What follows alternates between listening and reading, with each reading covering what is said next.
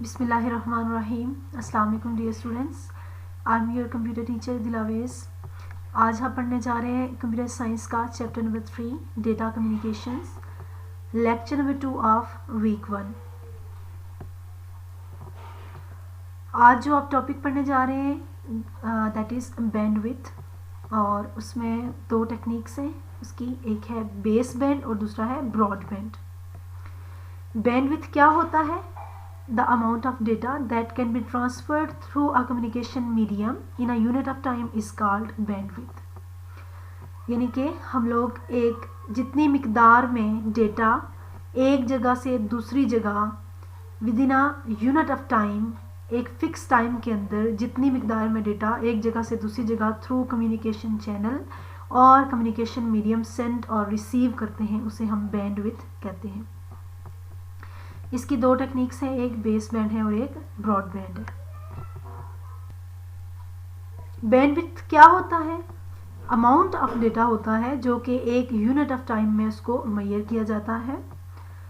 ये आपका जो नेटवर्क होता है, वाइड नेटवर्क के जो डिवाइसेस के दरमियान जो डेटा होता है वो भी आप जो है उसको मेजर करते हैं, और वायरलेस नेटवर्क के अंदर जो डिवाइसेस होती हैं वो जो डेटा ट्रांसफ़र करती हैं उसको भी आप मेजर करते हैं। वाइड नेटवर्क में आप जो है वो दो डिवाइसेस जो है वो आपकी communication channel, wide communication channel के थ्रू डेटा को सेंड और रिसीव करती हैं, जैसा कि coaxial cable, fibre optic, DSL line, telephone lines. इसी तरह वायरलेस नेटवर्क के थ्रू भी आप डेटा सेंड और रिसीव करते हैं, माइक्रोवेव के थ्रू, रेडियो वेव्स के थ्रू, इंफ्रारेड वेव्स के थ्रू। वाईफाई जो नेटवर्क होता है वो आपका वायरलेस नेटवर्क कहलाता है। अब इसमें जो आप डेटा को मेजर करते हैं उसके लिए जो यूनिट इस्तेमाल होता है वो डिफरेंट होता है डिफरेंट तरह के सिग्नल्स में। जैसे कि डिजिटल सिग्नल्स को मेजर करने के लिए आप जो है वो बिट पर सेकंड या बाइट पर सेकंड इस्तेमाल करते हैं। एनालॉग सिग्नल्स को एनालॉग सिग्नल्स को मेजर करने के लिए आप साइकिल्स पर सेकंड या हर्ट्ज पर सेकंड का इस्तेमाल करते हैं। स्टूडेंट्स, यहाँ पर आप देख सकते हैं कि यहाँ पर डिफरेंट बैंड्स हैं, डिफरेंट बैंड्स, और उनकी विड्थ भी डिफरेंट है। यहाँ पर आप देख सकते हैं कि सबसे ज़्यादा बैंड इसकी है, इस बैंड की विड्थ है सबसे ज़्यादा। तो यहाँ पर जो है वो सबसे ज़्यादा डेटा जो है वो ट्रैवल कर रहा है। यहाँ पर इस बैंड की विड्थ जो है वो थोड़ी कम है, यहाँ पे इससे लेस मिकदार में डेटा जो है वो ट्रैवल करेगा, और यहाँ पर इन दोनों से कम विड्थ है इस बैंड की, जिसकी वजह से इसमें से जो डेटा इन दोनों से जो है वो कम डेटा ट्रैवल करेगा। तो यहाँ पर बैंड की विड्थ के ऊपर जो है वो डिपेंड करता है कि आपका कितनी मिकदार में डेटा ट्रैवल करेगा। इस डायग्राम में भी स्टूडेंट्स आप देख सकते हैं कि यहाँ पर जो ये आपके विड्थ है वो कम है और इस बैंड की विड्थ जो है वो ज़्यादा है। यहाँ पर एक सेकंड में कम मिकदार में जो है वो डेटा ट्रांसफ़र हो रहा है, और इसमें आपकी विड्थ जो है क्योंकि इस बैंड की ज़्यादा है, इस वजह से एक सेकंड के अंदर आपका ज़्यादा मिकदार में डेटा ट्रैवल कर रहा है। इससे साबित हुआ कि जितनी ज़्यादा विड्थ होगी, आपकी बैंड की विड्थ होगी, उतने ही आपका जो डेटा जो है वो उतनी ज़्यादा मिकदार में ट्रैवल करेगा। यहाँ पर डेली लाइफ में आप एग्जांपल ले सकते हैं कि आपका जो टेक्नोलॉजी है उसमें सबसे पहले जो है फर्स्ट जनरेशन 1G नेटवर्क था, जिसमें जो है वो आप एनालॉग डेटा को सेंड करते थे।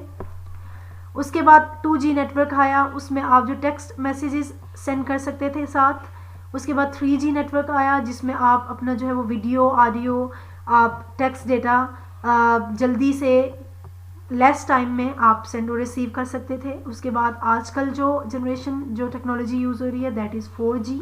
इसमें आप जो है वो बहुत ही कम टाइम में आप बहुत ज़्यादा मिकदार में डेटा सेंड और रिसीव कर सकते हैं। और आने वाला जो आपकी टेक्नोलॉजी है दैट इज़ 5G, और इसमें मज़ीद इन तमाम जनरेशन से ज़्यादा कैपेबिलिटी है डेटा को कम टाइम में ज़्यादा डेटा ट्रांसफ़र करवाने की। इस डायग्राम में भी आप बेस बैंड और ब्रॉड बैंड को अच्छी तरह से समझ सकते हैं। यहाँ पर आप देख सकते हैं कि हमारे पास एक रोड है जो कि काफ़ी ज़्यादा वाइड है, और इसमें से multiple vehicles can go simultaneously, यानी कि बहुत सी गाड़ियाँ एट अ टाइम ट्रैवल कर सकती हैं क्योंकि इसकी विड्थ ज़्यादा है। यहाँ पर आप रेलवे ट्रैक को देख सकते हैं कि इसमें जो रेल है, ट्रेन है, वो एट अ टाइम एक ही पास हो सकती है, क्योंकि इसकी विड्थ इतनी ज़्यादा यहाँ पर नहीं है, यहाँ पे एक ही train at a time transfer हो सकती है। इसी तरह बेस बैंड सिग्नल में जो है एक ही कम्युनिकेशन लाइन जो है उसमें एक ही signal at a time pass हो सकता है, लेकिन ब्रॉड बैंड जो है उसमें आपकी क्योंकि विड्थ ज़्यादा होती है तो यहाँ पे आपके ज़्यादा signals eight a time travel कर सकते हैं। स्टूडेंट्स, बेस बैंड को हम मज़ीद समझते हैं। बेस बैंड बेसिकली होता क्या है, एक डिजिटल सिग्नल होता है विदाउट मॉड्यूलेशन। इसका मतलब ये है कि अब जब बेस बैंड सिग्नल्स जो होते हैं उनको हम डिजिटल सिग्नल्स ही कहते हैं, क्योंकि आपका एक जगह से दूसरी जगह जो सिग्नल्स हैं वो डिजिटल फॉर्म में ही सेंड और रिसीव होते हैं, इसमें कोई मॉड्यूलेशन नहीं होती। मॉड्यूलेशन का मतलब ये है कि आपका डेटा जो है वो चेंज नहीं होता, डिजिटल से एनालॉग में नहीं जाता, बल्कि डिजिटल टू डिजिटल ट्रांसमिशन होती है। इसमें ओरिजिनल फ्रिक्वेंसी ही इस्तेमाल होती है, और ये जो बेस बैंड सिग्नल्स हैं आपके शॉर्ट डिस्टेंस के लिए यूज़ होते हैं, यानी कि आप जब डेटा सेंड और रिसीव एक कम स्मॉल एरिया में आप करना चाहते हैं तो वहाँ पर आप बेस बैंड सिग्नल्स का इस्तेमाल करते हैं, इस तकनीक को यूज़ करते हैं। इसमें डिफरेंट, जैसे आप ने लैन प्रोटोकॉल्स सेकंड चैप्टर में पढ़े हैं, वहाँ पर आपका एक इथरनेट प्रोटोकॉल था और एक टोकन रिंग प्रोटोकॉल था एक, और इन प्रोटोकॉल्स की मदद से आप जो है ये लैन प्रोटोकॉल्स हैं और आप डेटा सेंड और रिसीव करते थे। बस टोपोलॉजी में आपने इथरनेट प्रोटोकॉल का इस्तेमाल पढ़ा है, तो बस टोपोलॉजी में जो डेटा आपका सेंड होता है वो बेस बैंड सिग्नल्स की मदद से होता है। इसी तरह आपके बेस बैंड सिग्नल्स जो है टेलीफोन लाइंस में जो है वो आपके बेस बैंड सिग्नल्स इस्तेमाल होते हैं। ब्रॉडबैंड सिग्नल्स क्या होते हैं? ब्रॉडबैंड सिग्नल्स जो होते हैं उनमें डेटा ज़्यादा मिकदार में सेंड होता है, क्योंकि इनकी विड्थ ज़्यादा होती है, ज़्यादा मेगाबिट्स पर सेकेंड्स जो है वो आपका डेटा ट्रांसफ़र होता है, और इसमें जो है वो आपकी वाइड बैंडविड्थ होती है, और इसमें जो है वो आपकी मॉड्यूलेशन होती है। मॉड्यूलेशन का मतलब क्या होता है कि आपके डिजिटल सिग्नल ट्रांसफ़र होते हैं एनालॉग सिग्नल्स में। बेस बैंड में आपकी जो है वो कन्वर्जन नहीं होती है, डिजिटल टू डिजिटल ट्रांसमिशन होती है, जबकि ब्रॉड बैंड में आपकी मॉड्यूलेशन होती है, यानी कि डिजिटल सिग्नल्स को एनालॉग सिग्नल्स में कन्वर्ट किया जाता है। ब्रॉड बैंड में पहले आप जो है वो DSL लाइन्स जो होती थी वहाँ पर ब्रॉडबैंड सिग्नल्स जो है वो ट्रैवल यूज़ होते थे।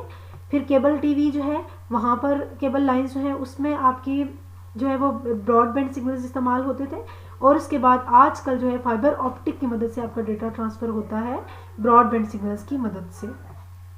इस डायग्राम में स्टूडेंट्स आप देख सकते हैं कि ये एक लैन नेटवर्क है, डिफरेंट कंप्यूटर्स हैं, और यहाँ पर डिफरेंट सर्वर कंप्यूटर्स हैं, file server, mail server, print server, एक प्रिंटर भी मौजूद है। ये एक पूरा लैन नेटवर्क है, और लैन में आप पहले डिस्कस कर चुके हैं कि जो आपका लैन नेटवर्क है वहाँ पर आपके बेस बैंड सिग्नल्स इस्तेमाल होते हैं, यानी कि डिजिटल सिग्नल्स में डेटा ट्रांसफ़र होता है 101 की फॉर्म में। यहाँ पर भी स्टूडेंट्स आप देख सकते हैं कि एक ऐसा नेटवर्क है जिसमें हमारे पास ये शॉर्ट एरिया है, स्मॉल एरिया, जिसमें हमारे बेस बैंड सिग्नल्स यानी कि डिजिटल सिग्नल्स इस्तेमाल हो रहे हैं। उसके बाद ये जो सिग्नल्स हैं इन्होंने ट्रैवल करना है अभी वाइड एरिया नेटवर्क की तरफ। तो अब यहाँ पे क्या हुआ है कि राउटर, जो मॉडेम राउटर है, उसने इन बेस बैंड सिग्नल्स को कन्वर्ट कर दिया है एनालॉग सिग्नल में, ताकि ये सिग्नल्स वाइड एरिया नेटवर्क में ट्रैवल कर सकें। यानी कि जब बड़े पैमाने पर हमने बड़े नेटवर्क पर, बड़े एरिया पर जो है जब डेटा सेंड रिसीव करना है तो उसके लिए हमें ब्रॉडबैंड सिग्नल्स जो है वो चाहिए होते हैं, यानी कि हम ब्रॉडबैंड टेक्निक वहाँ पर यूज़ करते हैं। स्टूडेंट्स, यहाँ पर एक और एग्जांपल है, इसमें भी आप देख सकते हैं कि यहाँ पर एक केबल पॉइंट है, एक केबल है जिसको स्प्लिटर की मदद से स्प्लिट किया गया है, और यहाँ से आपके एनालॉग सिग्नल आ रहे हैं, वाइड एरिया नेटवर्क से आपके एनालॉग सिग्नल आ रहे हैं। अब ये जो वायर है, एक आपकी इस वायर की मदद से आप जो है वो केबल टीवी देख सकते हैं, और इसकी मदद से आप कंप्यूटर का यूज़ कर सकते हैं। पहले वाइड एरिया से आपकी जो कम्युनिकेशन हुई वो एनालॉग सिग्नल्स की मदद से हुई, लेकिन कंप्यूटर आपका डिजिटल सिग्नल्स में वर्क करता है। तो क्या होगा कि आपके ये जो एनालॉग सिग्नल है इनको ये वाला मॉडेम कन्वर्ट करेगा डिजिटल सिग्नल्स में, यानी कि आपके बेस बैंड सिग्नल्स में। तो यहाँ पर स्मॉल एरिया में आपके बेस बैंड सिग्नल्स यूज़ हो रहे हैं, और यहाँ पर आपके एनालॉग सिग्नल जो है वाइड एरिया की मदद से यहाँ पर आपके एनालॉग सिग्नल्स ट्रैवल कर रहे हैं, और उनकी मदद से आप तक डेटा पहुँच रहा है। स्टूडेंट्स, अभी तक जो हमने पढ़ा है उसमें हमने पढ़ा है कि बैंडविड्थ क्या होती है। The amount of data that can be transferred through a communication medium in a unit of time is known as bandwidth. Bandwidth जो है उनको मेजर किया जाता है, आपके डिजिटल सिग्नल जो होते हैं इनको मेजर किया जाता है बिट्स पर सेकंड, बाइट्स पर सेकंड में।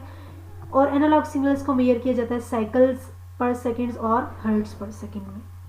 इसी तरह बेस बैंड क्या होता है, एक ऐसी कम्युनिकेशन टेक्निक है जिसमें सिग्नल जो आपके डिजिटल सिग्नल्स हैं उन्हीं को प्लेस किया जाता है ट्रांसमिशन लाइन के ऊपर, उनको चेंज नहीं किया जाता।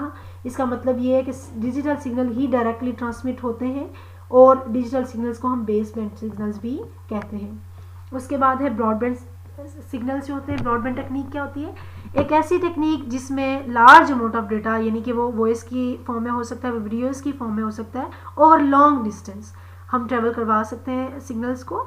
और इसमें मॉड्यूलेशन होती है, यानी कि सिग्नल्स चेंज होते हैं फ्रॉम डिजिटल टू एनालॉग और डिफरेंट फ्रिक्वेंसी पे चेंज होते हैं। अब इसमें ये होता है कि जैसे कि आपकी एक ही कम्युनिकेशन लाइन है और उसके ऊपर आपके ट्रांसमीटर जो होता है, आपका सेंडर जो है वो सिग्नल सेंड कर रहा होता है, लेकिन आगे आपकी जो है वो आपके उन जो है वो उस डेटा को डिफरेंट फ्रिक्वेंसी पे डिवाइड कर दिया जाता है।